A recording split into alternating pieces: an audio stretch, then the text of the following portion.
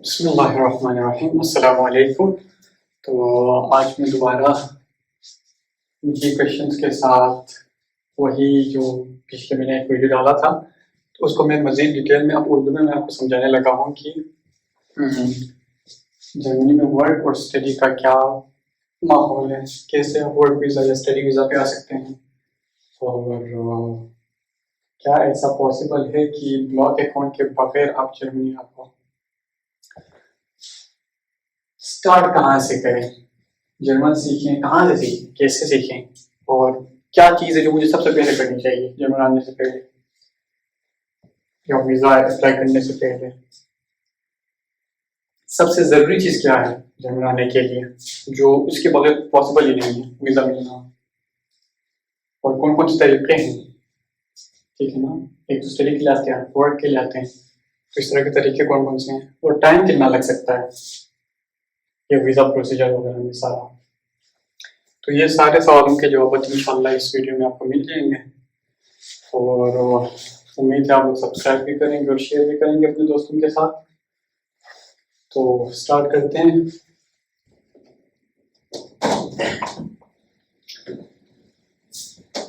सबसे पहले फिर मैं आपको बताता हूँ आउसबिल्डिंग के बारे में। आउसबिल्डिंग क्या होता है और रिक्वायरमेंट्स, उसके फायदे क्या हैं, ये सारे। तो ये है, आप कह सकते हैं डिप्लोमा है ये आउसबिल्डिंग, जिसमें ज़्यादातर फोकस किया जाता है आपके प्रैक्टिस पर, ट्रेनिंग पर, ठीक है ना। इसमें आपको ज़्यादा थ्योरी नहीं पढ़ाई जाती। टूअर आउसबिल्डिंग होता है, थ्योरी पढ़ाई जाती है लेकिन ज़्यादा नहीं पढ़ाई जाती।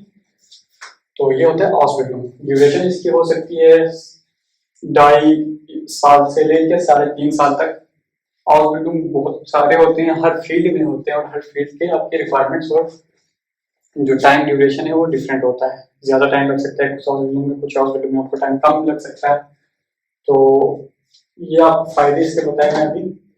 इसमें कोई बड़ी डिग्री, आपको सर्टिफिकेट कोई मतलब बैचलर से मास्टर्स से कोई नहीं चाहिए, और आप अपने 9th या 10th क्लास के जो सर्टिफिकेट हैं वो भी कुछ आउसबिल्डिंग्स के लिए काफ़ी होते हैं, ठीक है ना। उधर से भी आप स्टार्ट कर सकते हो। 10th क्लास आपके पास सर्टिफिकेट है तो मैट्रिक की जो आपके सर्टिफिकेट है वो, या एफएससी की आपके पास सर्टिफिकेट है तो उधर से आप आउसबिल्डिंग स्टार्ट कर सकते हो।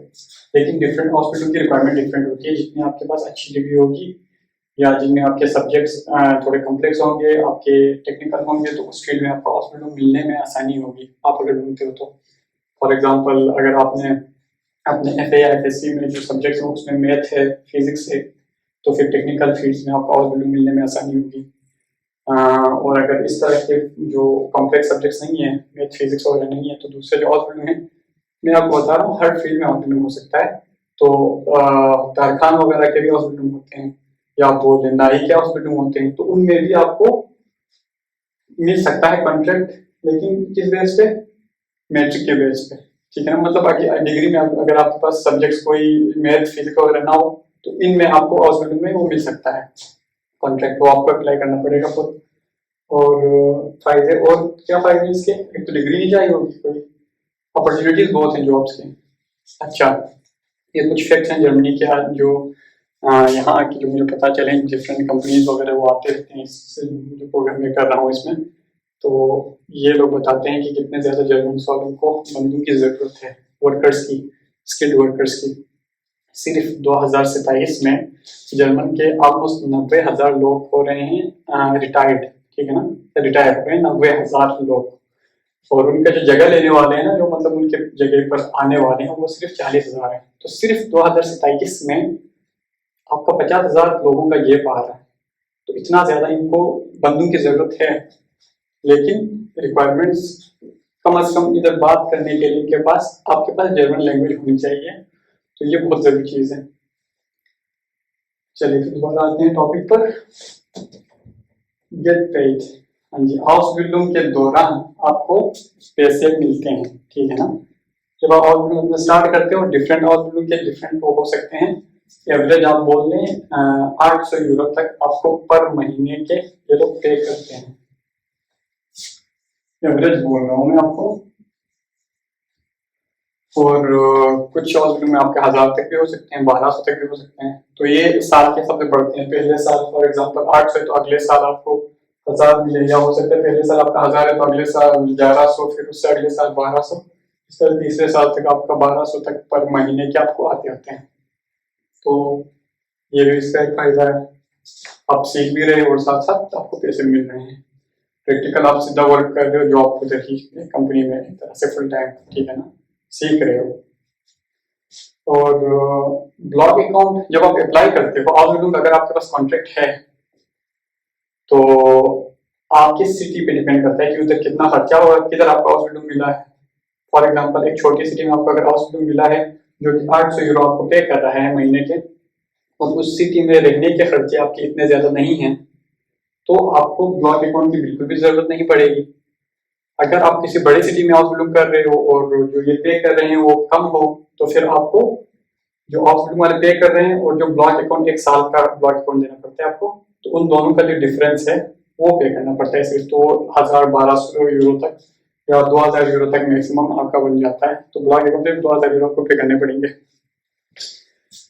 और तीसरी चीज जैसा मैंने कहा, प्रैक्टिकल वर्क। तरीके आप एक कंपनी में काम कर रहे हो तो आपको जब तक आपका हॉस्पिटल खत्म होता है, आप अपना 3 साल काम कर चुके होते हो, तो आपको अपने स्किल्स आपके ठीक वो सब हो चुके होते हैं, और फौरन हॉस्पिटल के बाद आप जॉब स्टार्ट कर सकते हो अपना। क्योंकि हॉस्पिटल में चूंकि वो लोग जर्मन में ही सब कुछ सिखाते होते हैं, आपको जर्मन रिक्वायर्ड होता है, तो इसके बाद जॉब मिलने में प्रॉब्लम नहीं होती, क्योंकि आपके पास लैंग्वेज होता है और जर्मन की ही डिग्री होती है, डिप्लोमा है ये, डिग्री होती है, तो आपको जॉब मिलने में बहुत आसानी होती है। और बहुत ही ज्यादा जॉब्स होते हैं हॉस्पिटल के बेस पर भी। और हाँ, एक जो जॉब है मैं आपको कहूँगा इसका सिर्फ ये है कि जो बंदा स्टडी करता है बैचलर्स करके उसके बाद जॉब स्टार्ट करता है, उसकी निस्बत एक हॉस्पिटल वाले बंदे की पेमेंट थोड़ी सी कम होगी। सालाना के बेस पर पेमेंट जो है ना, वो सैलरी उससे थोड़ी सी कम होगी। ये एक जॉब है, काफी सोच सकते हो। लेकिन आप हॉस्पिटल के बाद पढ़ना चाहो या इसके बाद और ज्यादा अपने आपको जो डिप्लोमा करना चाहो तो वो भी कर सकते हैं, उसको वाइटर बिल्डिंग कहते हैं। तो वो भी आप करके अपने उसको स्किल्स को और अपने पेमेंट्स को बढ़ा सकते हो। रिक्वायरमेंट यही जो हमें सबसे जो मैं बार बार आपको बताता हूँ, जर्मन लैंग्वेज, इसके बगैर आप नहीं कर सकते। कम से कम आपको B1 चाहिए ही चाहिए। B2 हो बहुत अच्छी बात है, आपके पास चांसेस बहुत ज्यादा होंगे हॉस्पिटल ढूंढने के। B1 B2 जर्मन लैंग्वेज लाजमी चाहिए, और 10th 12th तक के सर्टिफिकेट आपके पास होने चाहिए। कुछ हॉस्पिटल में 10th के भी बेस पे हो जाता है आपका हॉस्पिटल, दूसरे में कुछ हॉस्पिटल में 12th के बेस पर हो जाता है। और जो प्रोसीजर इसका कुछ इस तरह से होता है कि आप सबसे पहले अपना B1 का वो क्लियर करते हो, सर्टिफिकेट आपके पास होता है, और आप इतना आपकी जर्मन इंप्रूव हो चुकी होती है कि आप बोल चाल मतलब आपकी हो जाती है, आप कन्वर्सेशन कर सकते हो किसी से। तो इतनी आपके पास जर्मन है लैंग्वेज और आपके पास ये सर्टिफिकेट है, तो इनके बेस पे आप जर्मन कंपनी में अप्लाई कर सकते हो। कहाँ से अप्लाई करेंगे? अप्लाई होता है सारा ऑनलाइन, ठीक है। कुछ वेबसाइट्स मैं आपको ये लिख देता हूँ। फॉर एग्जाम्पल इंडीड, जहाँ पे जो जॉब सर्चिंग वो है वेबसाइट, वहां से भी हो जाते हैं। इंडीड हो गया, या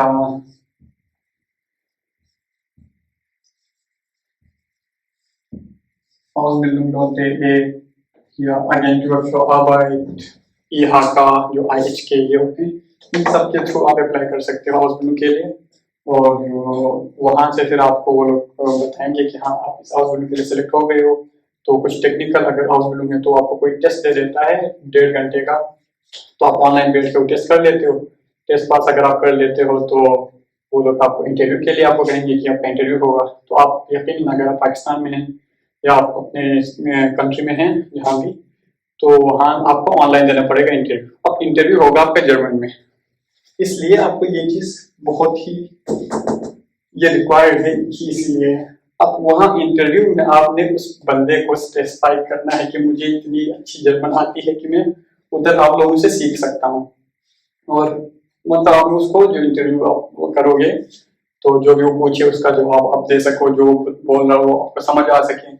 तो टेक्निकल फील्ड में हो सकता है कि वो आपको कुछ क्या कहते हैं यार, आपको कोई क्वेश्चंस भी वगैरह भी दे दें, कुछ क्वेश्चंस भी दे सकते हैं आपको, जैसे 9th-10th के फिजिक्स में जो होते हैं न्यूमेरिकल्स, तो उस तरह के क्वेश्चन आ सकते हैं आपको, वो उधर पूछ सकते हैं, तो वो आपको हल करके देना पड़ेगा। तो ये छोटी छोटी चीजें होती हैं जो दूसरे हॉस्पिटल में उसके उसी हिसाब से ही इंटरव्यू होंगे कि आपका इंटरेस्ट कैसे है इसमें, इस तरह से।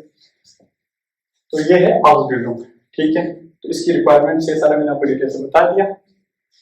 ये इसमें आपको ब्लॉक अकाउंट नहीं चाहिए, ठीक है, या बहुत ही कम चाहिए।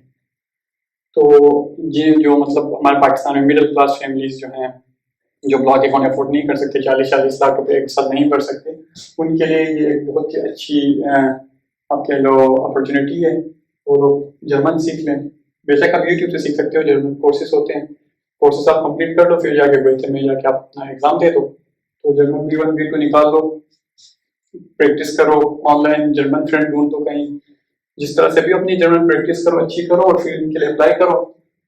17-18 साल से आप कर सकते हो ये हॉस्पिटल, फिर आप इधर जब एक बार पहुंच जाते हो हॉस्पिटल में, आप कर लेते हो, आपके पास अच्छा खासा टाइम होता है फिर आगे स्टडी करने का या जॉब करने का, जिस तरह से अपने करियर को बिल्ड करने कर सकते हो आप। तो ये हो गया हॉस्पिटल।